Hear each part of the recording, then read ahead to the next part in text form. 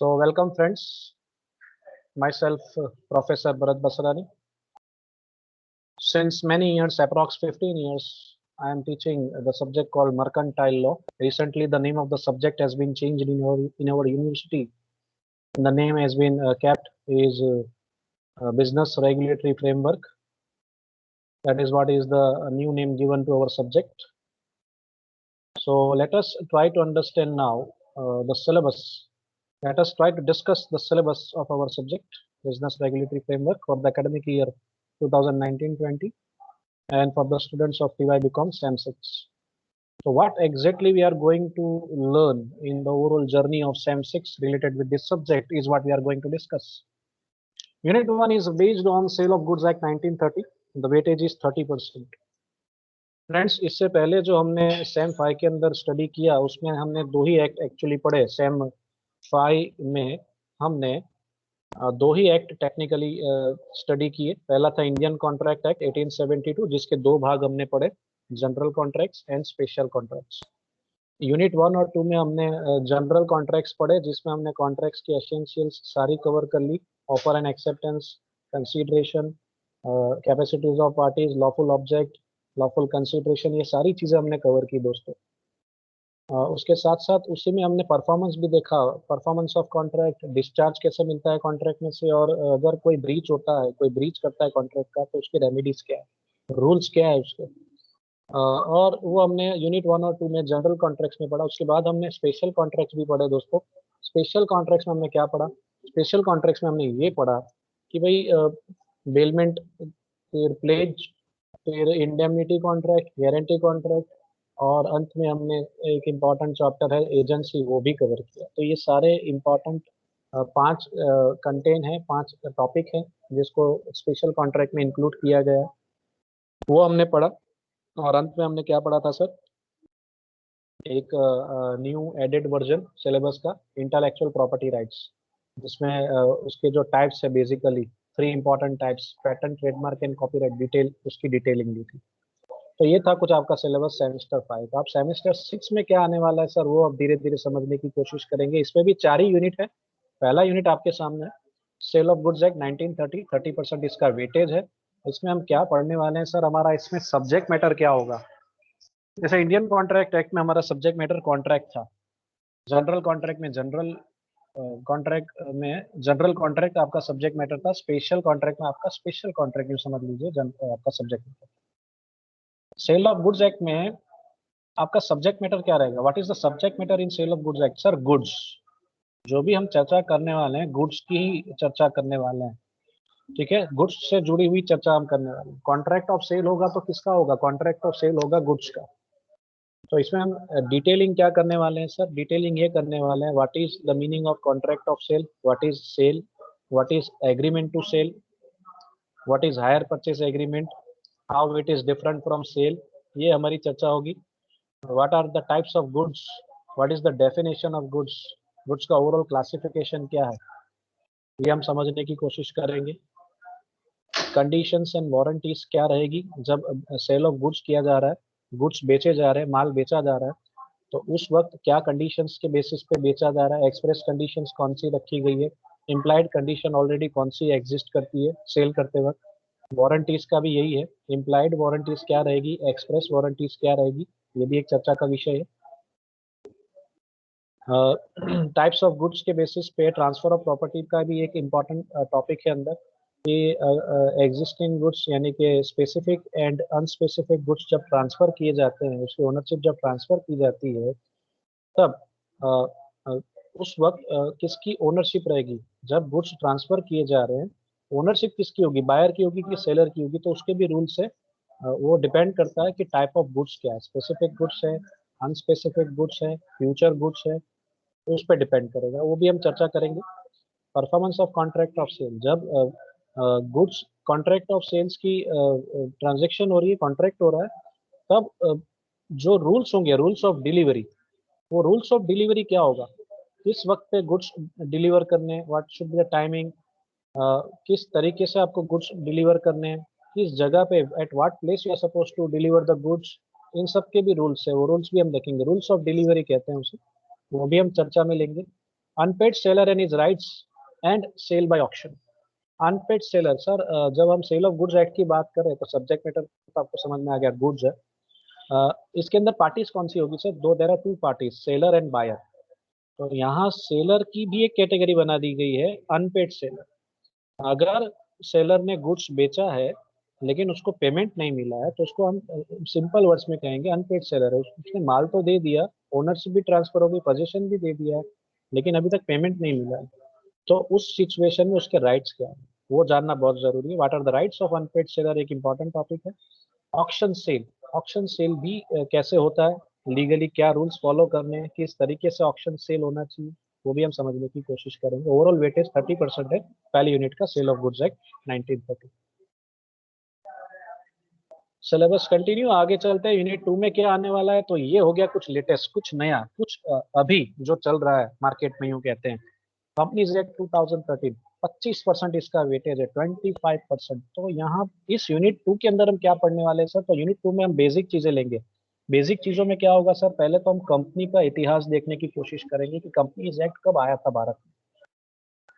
अंग्रेज के जमाने से चला आ रहा था कंपनीज एक्ट, तो वो उसका थोड़ा इतिहास देखने की कोशिश करेंगे। What exactly is the introduction of company, उसमें कवर हो जाएगा।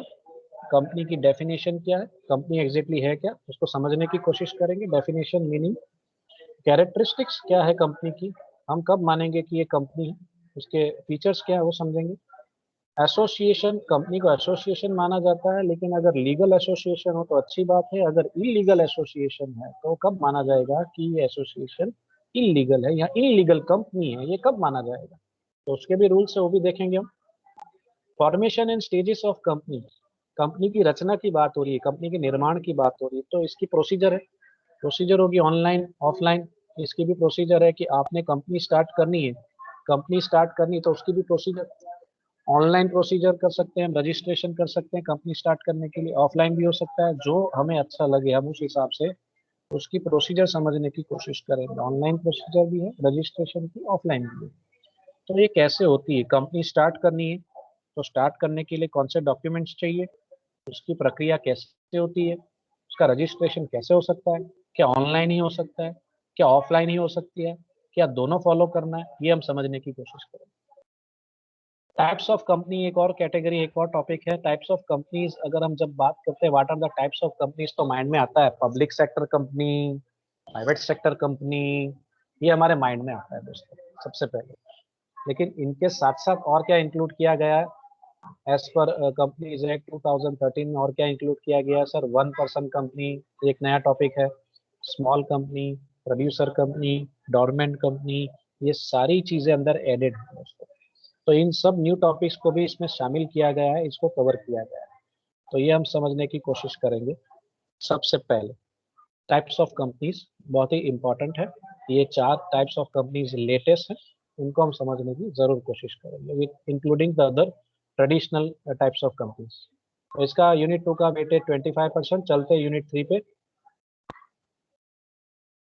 यूनिट 3 में क्या आएगा sir? Unit 3 as it is continue रहेगा, कंपनीज एक्ट 2013, वेटेज वही 25%। यानी unit 1 sale of goods act है, तो यूनिट 2 और 3 में क्या है सर? कंपनीज एक्ट 2013 की हम चर्चा करने वाले हैं।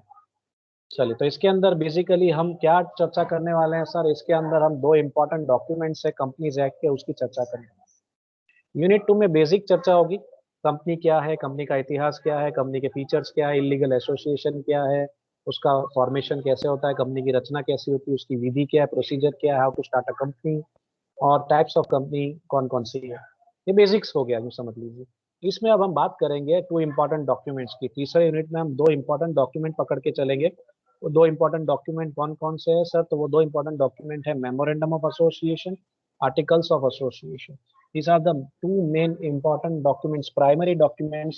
कोई भी कंपनी स्टार्ट करनी हो तो ये पहले दो डॉक्यूमेंट्स कम से कम रेडी होने चाहिए, समझ लीजिए। आपने कंपनी स्टार्ट करनी है तो आपने पहले कंपनी का बायोडेटा बनाना होगा। Biodata is nothing but memorandum of association. लेकिन बायोडेटा शब्द आपने एग्जाम में कभी यूज नहीं करना है, जस्ट आपको आइडिया दे रहा हूँ। आपने मेमोरेंडम के अंदर क्या क्या पढ़ना है सर? उसका कॉन्सेप्ट क्या है, यानी मीनिंग, डेफिनेशन, उसका कंटेंट क्या होता है, उसके अंदर क्लॉज आता है, क्या आता है? Clause. There are 6 clause included in memorandum of association. 6 clause आते हैं इसके अंदर, वो क्लॉज डिटेल में समझने की कोशिश करनी होगी। कौन से क्लॉज आते हैं sir? Sir name clause, registered office clause, object clause, liability clause, capital clause, association clause, या कह सकते हैं सब्सक्रिप्शन क्लॉज। ऐसे 6 क्लॉज की डिटेलिंग होती है मेमोरेंडम ऑफ एसोसिएशन। इनकी डिटेल्स होती है मेमोरेंडम के अंदर। मेमोरेंडम क्यों बनाया जाता है, इसकी इंपॉर्टेंस क्या है, किन लोगों को ये काम आता है? खुद कंपनी को काम आता है, गवर्नमेंट को काम आता है, इन्वेस्टर को काम आता है, शेयर होल्डर को काम आता है, क्रेडिटर्स को काम आएगा, फाइनेंशियल इंस्टीट्यूशन को काम आएगा। यानी इंटरनल मेंबर्स को काम आएगा और एक्सटर्नल मेंबर्स को भी ये काम आता है। All the stakeholders are covered in terms of importance of memorandum. Doctrine of ultra vires एक इंपॉर्टेंट डॉक्ट्रिन, एक सिद्धांत है, तो इस सिद्धांत की भी चर्चा इससे जुड़ी हुई है, तो वो भी हम करेंगे। तो ये हो गया आपका मेमोरेंडम ऑफ एसोसिएशन। दूसरा इंपॉर्टेंट डॉक्यूमेंट है articles of association. Articles of association के अंदर नॉर्मली क्या होता है सर, कंपनी के रूल्स एंड रेगुलेशंस की इंफॉर्मेशन होती है। ये इंटरनल मैनेजमेंट के लिए, इंटरनल कंपनी को आप इंटरनली मैनेज करना चाहते हैं, अच्छे से मैनेज करना चाहते हैं, उसी के लिए ये खास बनाया जाता है articles of association. Rules and regulations इसके अंदर फ्रेम किए जाते हैं for smooth functioning of the company ultimately. So उसका मीनिंग, उसका कॉन्सेप्ट, उसकी डेफिनेशन, उसका कंटेंट क्या, इसके अंदर भी कौन कौन सी चीजें आती है, उसका कंटेंट क्या है, इसकी इंपॉर्टेंस क्या है, वो भी समझने की कोशिश करेंगे। और दो इंपॉर्टेंट डॉक्ट्रिन है, प्रिंसिपल्स है, सिद्धांत है इसके भी, कि डॉक्ट्रिन ऑफ कंस्ट्रक्टिव नोटिस क्या होता है वो भी समझने की कोशिश करेंगे। और indoor management, doctrine of indoor management भी हम समझेंगे। ये दोनों इंपॉर्टेंट सिद्धांत है। तो कुछ सिद्धांत जुड़े हुए हैं इन दस्तावेजों के साथ, इन डॉक्यूमेंट्स के साथ, उनकी भी चर्चा हमारे सिलेबस में रखी गई है। इसका वेटेज 25% है।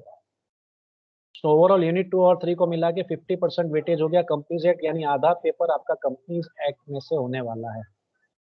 और चलते हैं आखिरी सबसे इजी यूनिट। ये सबसे इजी यूनिट है, जिनको बैंकिंग आता है, जिन्होंने बैंकिंग थोड़ा बहुत पढ़ा है, थोड़ा ज्ञान है बैंक का, उनके लिए ये सबसे इजी यूनिट होगा। नेगोशिएबल इंस्ट्रूमेंट एक्ट 1881, 20% इसका वेटेज है। तो इसके अंदर हम क्या पढ़ने वाले हैं सर?